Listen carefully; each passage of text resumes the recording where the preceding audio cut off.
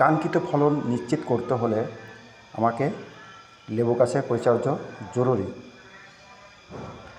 শীতের শেষে গ্রীষ্মের প্রথমে লেবু গাছের ফুল আসে। লেবু গাছের ফুল ফোটার পরে নিয়মিত পাতা পরিষ্কার করতে হবে।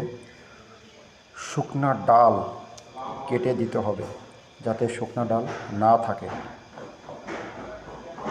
লেবু গাছের সূর্যের আলো 6 থেকে 7 ঘন্টা থাকতে হবে যাতে সূর্যের আলো লেবু গাছে লাগে।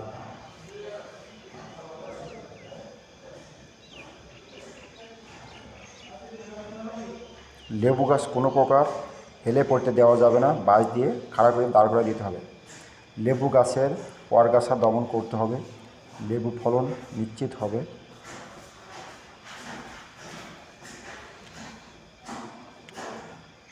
ফেব্রুয়ারি মার্চ এই সময় ফলন বৃদ্ধির জন্য যত্ন নিতে হবে।